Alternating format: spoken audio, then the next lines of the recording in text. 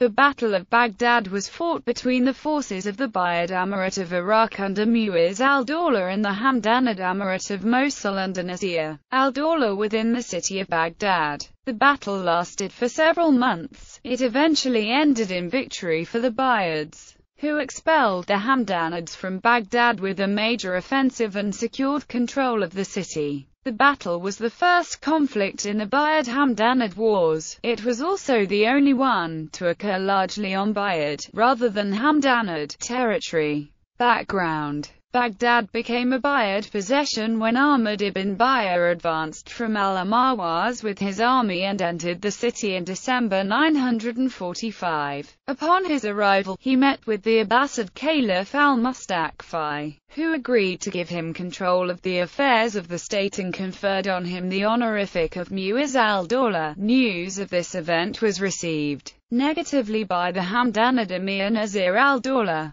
who ruled over Mosul and the districts of the eastern Jazara. Nasir al-Dawla had previously controlled Baghdad in 942 and he still entertained hopes of regaining the city. Mu'izz al-Dawla's takeover of the capital was therefore an unwelcome development for him. Nasir al-Dawla had reason to be confident that he could defeat Mu'izz al-Dawla if he made an attempt to capture Baghdad. His army had been bolstered by the arrival of numerous Turkish soldiers who had fled from Baghdad just before Mu'izz al-Dawla's entrance into the capital, and he was much more familiar with the territory between Mosul and Baghdad than his rival was. Mu'izz al-Dawla, on the other hand, was on less secure ground. Baghdad was in a sorry state thanks to years of mismanagement, and he was hamstrung by its numerous financial and military problems. Nasir al-Dawla furthermore gained a pretext for war when in January 946 Mu'izz al-Dawla deposed and blinded the Caliph al-Mustaqfi and replaced him with the more obedient al-Muti. As a result of these factors, Nasir al-Dawla took a belligerent tone with the Buyids. He withheld the payment of tribute to Baghdad, refused to recognize al-Muti as caliph and continued to mint coins in al-Mustaqfi's name. Initial hostilities. It quickly became clear that the two emirs would be unable to work out an agreement with each other. In February 946, Mu'izz al-Dawla sent an army under the command of Musa Fayyadar and Yanal-Kush to Uqbara, in preparation for a campaign to conquer Mosul. The expedition was terminated, however, when Yanal-Kush suddenly attacked Musa and deserted to the Hamdanids.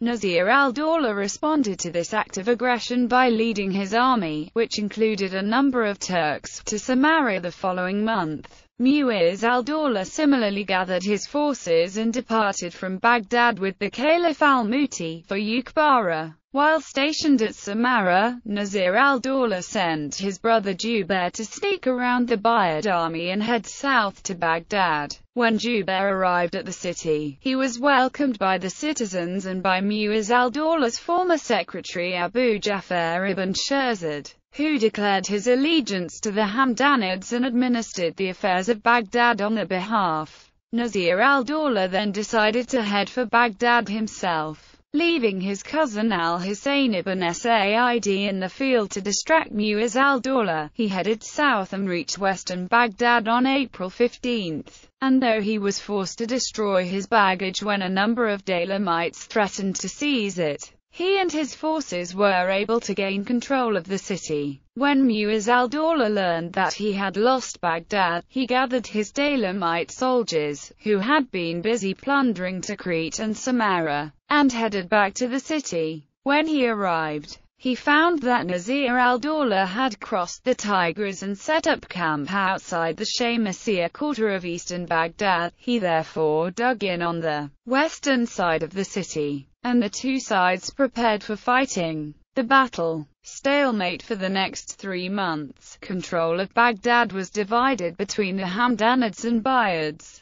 with the Tigris acting as a dividing line between them. On the Hamdanid side, Nasir al-Dawla promoted Ibn Shirzad to serve as one of his chief commanders, while on the western side, Abu Ja'far Samari, the chief secretary of Mu'izz al-Dawla, managed the Buyid war effort. Both sides were clearly determined to take permanent control of the city, and the battle quickly turned into a stalemate. Combat took place in multiple locations throughout Baghdad, with both the Hamdanid and Buyid forces launching offensive sorties against each other. Neither side, however, was able to generate a victory large enough to win control of both halves of the city. Getting troops across the Tigris successfully was a challenge, and even if an army managed to make it to the opposite shore, they were usually forced to retreat in short order. The attempts of the opposing sides to gain control of the Tigris was a major aspect of the fighting. The Hamdanid and Buyid armies both built zabzabs or small riverboats and used these to launch attacks on each other. Each day, Ibn Shirzad led a number of zabzabs filled with Turks up and down the Tigris, and they shot arrows at the Daylamites stationed on the western side of the city. Mu'izz al-Dawla also constructed a fleet of zabzabs, and his troops used these to battle the Hamdanid forces patrolling the river. On the eastern side, Nasir al-Dawla attempted to legitimize his seizure of the city by reissuing the coinage of 942-3, from when he had last been in control of Baghdad. At least part of the population accepted his claims and supported him throughout the fighting. Ibn Shirzad was also able to augment the ranks of the Hamdanid forces by enlisting local citizens and criminals, and they participated in attacks on Mu'izz al-Dawla's Daylamite troops. The economy of Baghdad suffered greatly throughout the fighting. Both sides seized the produce of local cultivators to feed their troops. Eastern Baghdad was able to avoid any serious shortages thanks to shipments flowing down from Mosul, but the western side was subjected to a blockade for the duration of the conflict. Nasir al-Dawla's forces prevented civilians on the western side from crossing to the eastern, while a number of allied Arab tribes surrounded western Baghdad and cut off the flow of supplies. The blockade was effective and soon shortages were rampant on the Buyid side. The price of bread soared to more than 6 times what it was selling for on the eastern side of the river, and was sometimes not available at all. Starving people were reduced to eating grass and carrion, and several women were executed for acts of cannibalism. Buyid victory by July 945, with no end to the battle in sight and with the blockade making supplies increasingly scarce. Mu'izz al-Dawla was giving serious thought to abandoning western Baghdad and retreating to al-Amawaz. He eventually decided to make one final attempt to take the eastern side, and if the effort failed he would give the order to withdraw. He gave orders to his chief secretary Samari to cross to the eastern bank with a number of hand-picked Daylamites, while he himself would attempt to distract the Hamdanid forces with a ruse. The plan was carried out on the night of August 1.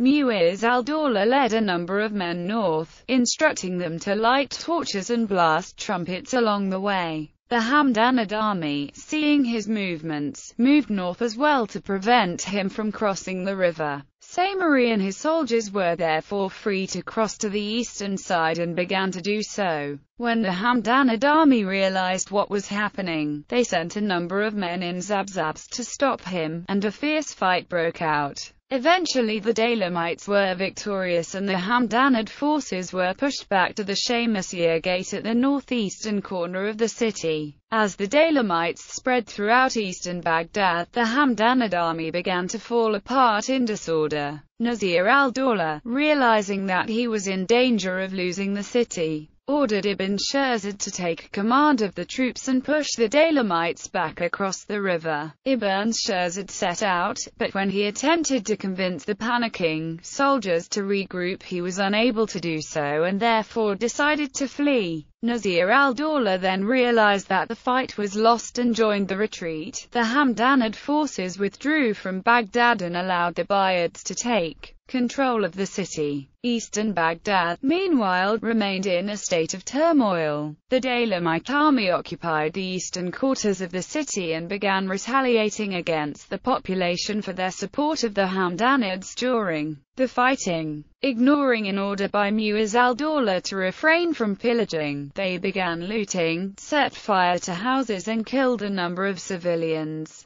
Many of the residents fled in fear and attempted to head north to Uqbara, but died along the way in the summer heat. The chaos ceased only when Samari executed several pillages and sent out patrols to re-establish order. Aftermath. Following their expulsion from Baghdad, Nasir al-Dawla, Ibn Shirzad and the Hamdanid army proceeded up the Tigris to Uqbara to regroup. After they arrived, Nasir al-Dawla sent an envoy to Muiz al-Dawla to sue for peace. Muiz al-Dawla agreed to the terms, and the war between the two sides came to an end. Muiz al-Dawla agreed to recognize the Hamdanid as ruler of the territory from Tikrit northwards, and to release him from the obligation of transmitting tax revenues from Mosul and the Diyarbakir district. In exchange, Nasir al-Dawla was made responsible for forwarding the tax proceeds of Iqshidid Egypt and Syria onto Baghdad, and promised to regularly send supplies to the city which were to be exempt from any taxes. In addition, he agreed to recognize al-Muti as the legitimate caliph. The Turkish mercenaries in the Hamdanid army, who were vehemently opposed to Muiz al-Dawla's continued occupation of Baghdad, were not informed that Nasir al-Dawla was seeking peace with the Buyids. When they learned that the two emirs had agreed to a treaty, they rebelled against Nasir al-Dawla and compelled him to flee. Nasir al-Dawla was forced to call on Muiz al-Dawla for assistance, and a Buyid army under the command of Samari was sent to quell the Turks and enforce the treaty. Samari defeated the rebels and confirmed Nasir al-Dawla in his position, but also confiscated a number of supplies and took a son of Nasir al-Dawla as a hostage to ensure that he would abide by the terms of the peace. He then returned to Baghdad. Ultimately, peace did not last for long between the two sides, and less than 3 years later the Buyids and Hamdanids were again at war with each other.